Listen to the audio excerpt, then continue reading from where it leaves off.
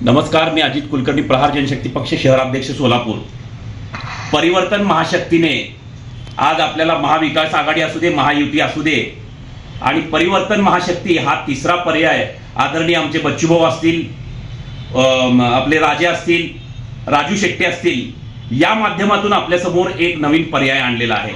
आणि पक्षप्रमुख आदरणीय बच्चूभाऊंसमोर आम्ही 3 मायनॉरिटीला जागा मागितलेल्या आहेत प्रहार जनशक्ती पक्षाच्या वतीने। एखादा कोणीतरी मुस्लिम समाजावर टीका करतो, मुस्लिम समाजाला जाणून बुजून त्रास देतो, नितेश राणेसारखे लोक आक्रमकरित्या होऊन प्रहार जनशक्ती पक्षाने त्याचा विरोध केला।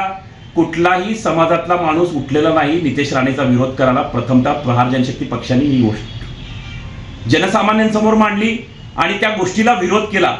कुठेतरी जातीय दंगली भडकवायचे, कुठेतरी जाणून बुजून एखाद्या समाजाला टार्गेट करायचं। अहो, तुम्हाला लाजा वाटायला पाहिजे। आज 75 वर्ष पूर्ण झाले आपल्याला स्वातंत्र्य मिळून, प्लॅटिनम जुबली झाली। आज तागायत कुठल्या पक्षांनी आणि कुठल्या संघटनेनी जनसामान्यांचे जातीपातीच्या राजकारणाशिवाय कुठलेही प्रश्न मिटवलेले नाहीत।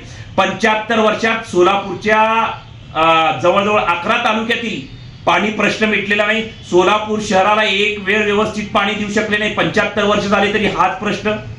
जातीय तेढ निर्माण करणे, रस्ते व्यवस्थित नाहीत, रस्त्यात खड्डे, खड्ड्यात रस्ते, अनेक प्रश्न प्रलंबित झालेले आहेत। लोकांचे ऍक्सिडेंट झाले, काही लहान मुलं एमएससीबीच्या खांबाला चिटकून राहिले। हे सगळं प्रशासन आणि शासनाने आज तागायत काय केलं 75 वर्षामध्ये मला सांगा। याच्यासाठी आपण एक पर्यायी मार्ग दिलेला आहे, परिवर्तन महाशक्ती। परिवर्तन महाशक्ती म्हणजे जर आता आपल्याला 9 दिवसाचा जागर चालू आहे देवीचा, परिवर्तन महाशक्ती म्हणजे एक महाशक्ती आपण महाराष्ट्र राज्यात पर्यायी मार्ग म्हणून पर्यायी लोकांसमोर जाऊ शकतो। आजपर्यंत एवढे लोकप्रतिनिधी झाले, एवढे मंत्री झाले, संत्री झाले, खासदार झाले, आमदार झाले, सोलापूरकरांच्या पाण्याचा प्रश्न सुटला का हो? सोलापुरातील जाण्या येण्याच्या रस्त्यातील खड्डे बुजले का हो? अनेक ऍक्सिडेंट झाले, संपले का हो? अनेक वेगवेगळ्या धंद्यांनी इथं येण्याचा प्रयत्न केला, ते धंदे तुम्ही आणले का हो? विमानसेवा आता कुठेतरी सुरू होत आहे, तर यात सुद्धा खोडा घालून कुठल्या तरी जातीय धर्माला। परवा मी अक्कलकोटला गेलो होतो। अक्कलकोट मधील एक माजी आमदार त्यांनी ते वक्तव्य केलं की मुस्लिम समाजाला एखादी बिर्याणी दिली की मुस्लिम समाज सगळा एकवटतो। अहो, मुस्लिम समाज एवढा खालच्या स्तराचा आहे का हो? मुस्लिम लोकांनी या गोष्टीचा विचार करायला पाहिजे। तर मी आपल्याला या माध्यमातून सांगतो, खरंच मुस्लिम समाज कुठेतरी एखादा चहाचं कॅन्टीन असेल, कुठं केळीच्या गाड्या असतील, कुठं फळफळावं विकून आपला जे काही आहे तो पोटाचा जो काही मार्ग आहे तो बरोबर घेऊन जात आहे। मला सांगा, त्या आमदाराला लाज वाटायला पाहिजे करायला। या माध्यमातून मी आपल्याला मुस्लिम समाज असेल, काय झालं धनगर समाजाचा प्रश्न, काय झाला मराठा समाजाचा प्रश्न, काय झालं तुम्ही आज तक त्यांना आजपर्यंत तुम्ही का देऊ शकला नाही, आरक्षण का देऊ शकला नाही?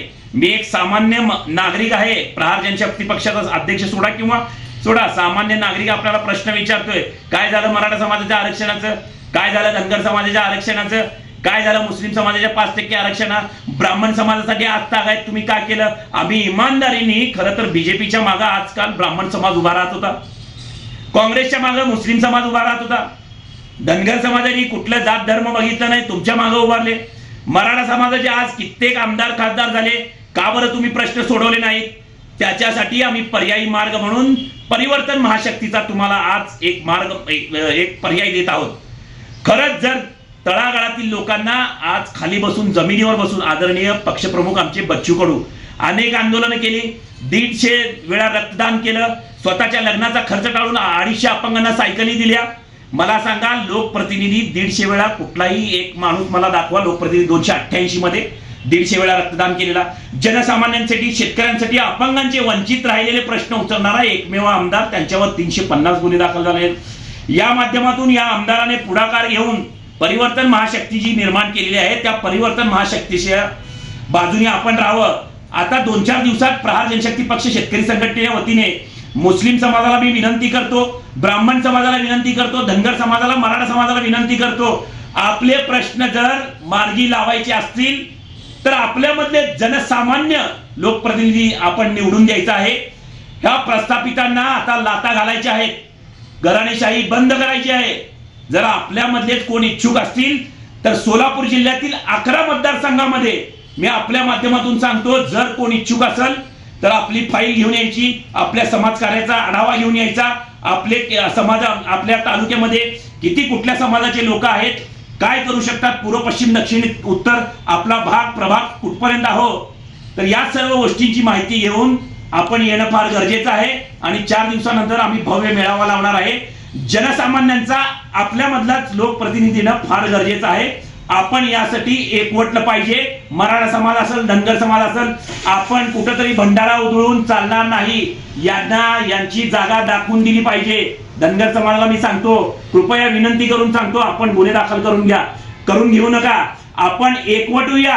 या एकवटल्यानं जर आपल्या चांगल्या लोकप्रतिनिधी जर आपल्या माध्यमातून सामान्य जरांगे पाटलासारखं नेतृत्व जर आपल्यामधून गेलं, प्रहार जनशक्ती पक्षाचं नेतृत्व जर आपल्यामधून गेलं, धनगर समाजाचं एखादं नेतृत्व जर आपल्यामधून गेलं, विधानसभेत आपले आवाज बच्चूभाऊंच्या माध्यमातून बळकट करण्यासाठी मी आपल्याला विनंती करतो की आम्ही 4 दिवसानंतर मेळावा घेणार आहे. त्या मेळाव्याला उपस्थित लावावी. आपले प्रलंबित प्रश्न 2024च्या विधानसभेत आपण मांडून कसा आपल्याला न्याय मिळत नाही हे बघूया. मी या माध्यमातून सांगतो. धन्यवाद.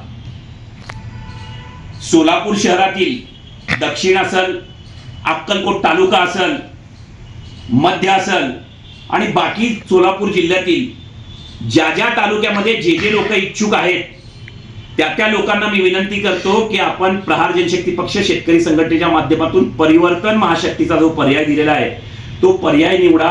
आणि आपल्यातला एखादा लोकप्रतिनिधी गेला तर आपण विधानसभेत आपला आवाज बळकट करण्यासाठी आमच्या मागे राहा. आता कुठेतरी योजना चालू केलेत, आता कुठेतरी खोदकाम चालू केलंय, आता कुठेतरी जमिनीचं खोदकाम करून उद्घाटन करतायत, नारळ फोडतायत. अहो, एवढे दिवस तुम्ही पाण्याचा प्रश्न सोडवू शकला नाही. दक्षिण मधला बंधारे अजून झाले नाहीत. आता बापू बाहेर पडायला तयार नाही. कुठेतरी आता काय इलेक्शनच्या पुढं कुठल्या तरी योजना आणायचा